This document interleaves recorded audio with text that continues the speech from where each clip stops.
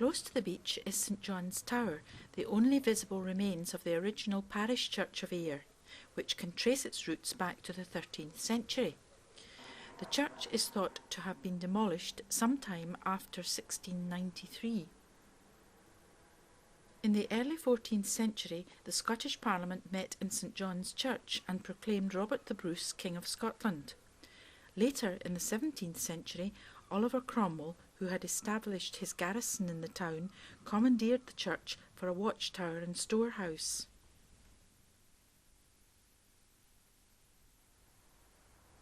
At one time, the tower was still open to the public, where they could enjoy the marvellous views of the town from the top of the gallery.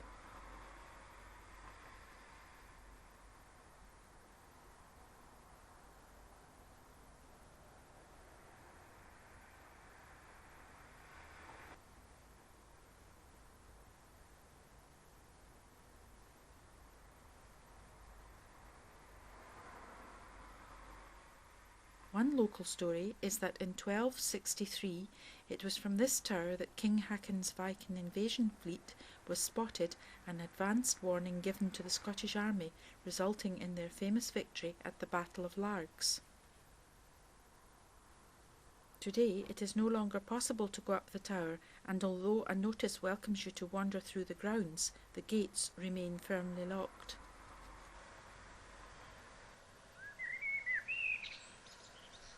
Situated by the banks of the river is Ayr's other historic church, the Auld Kirk. Due to the fact that in Cromwell's time St John's Church had been requisitioned for his army, the people of Ayr were consequently deprived of their place of worship.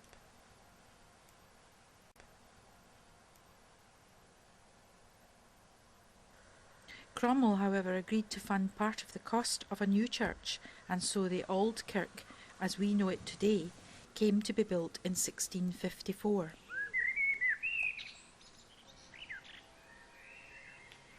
Almost 350 years later, the church still plays a large part in the religious life of the town.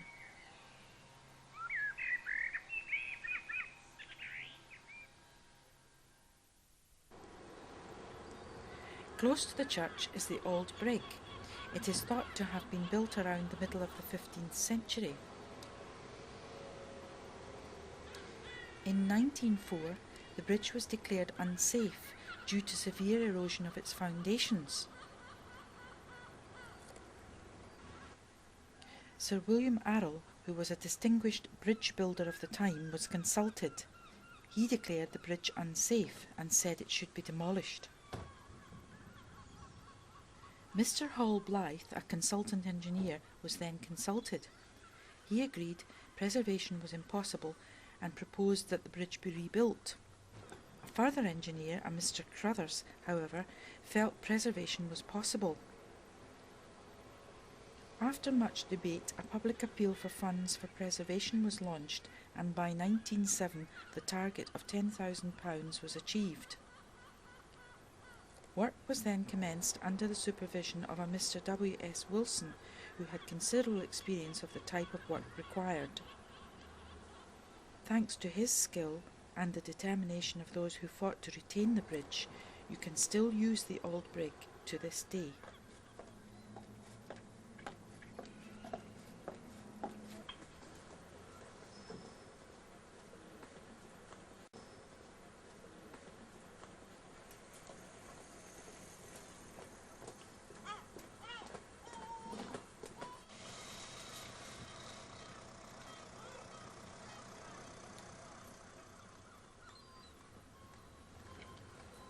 The main river crossing today is by the new bridge built in 1878.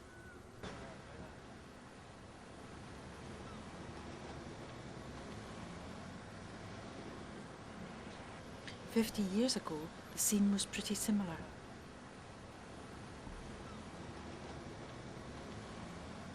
But if you roll the picture back 100 years, there was a different bridge at the site, the first new bridge of Ayr, which was built in 1788.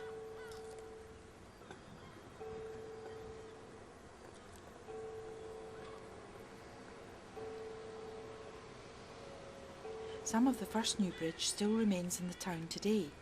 If you go down to the pavilion, you will see the old stone balusters which have been built into the walls at its entrance.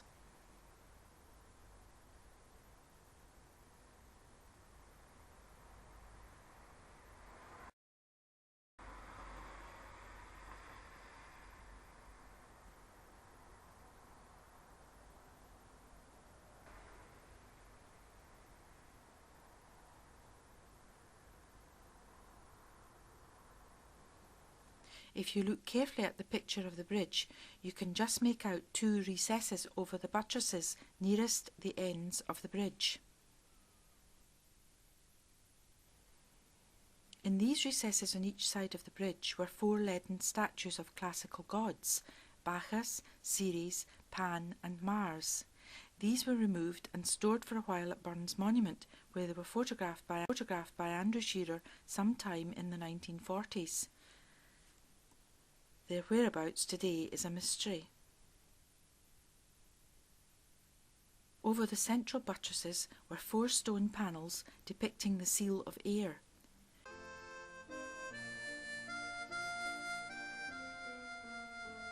Returning to the river, we come to another interesting bridge, Turner's Bridge.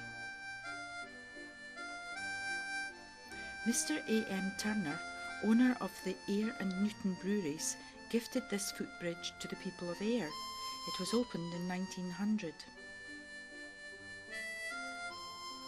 Part of the reason for this gift was to enable the workforce, many of whom stayed in Wallacestown on the north side of the river, access to the brewery on the south side.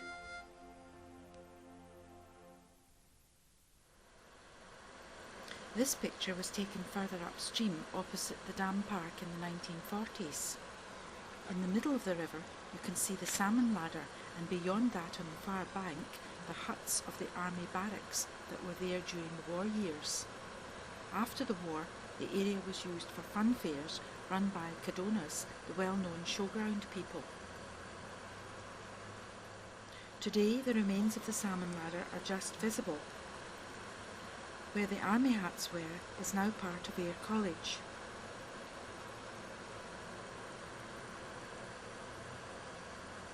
Originally called Ayr Technical College, it relocated from St Leonard's Road in 1966.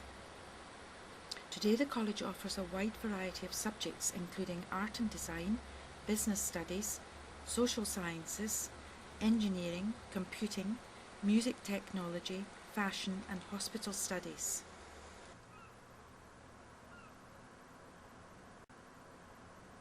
Just round the corner from our last vantage point is an entrance to the River Ayr Walk, where you can stroll along the tree-lined banks of the river.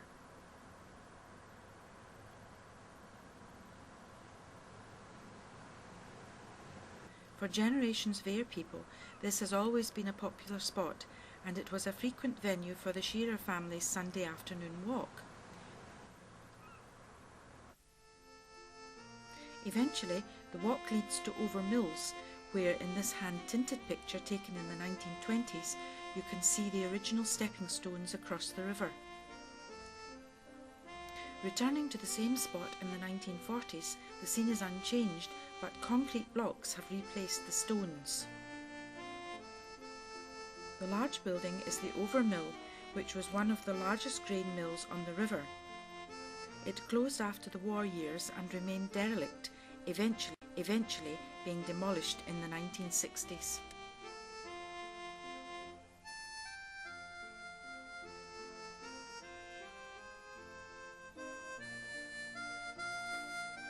This scene, taken in the 1940s, shows how popular the area was, with a large number of children bathing in the river.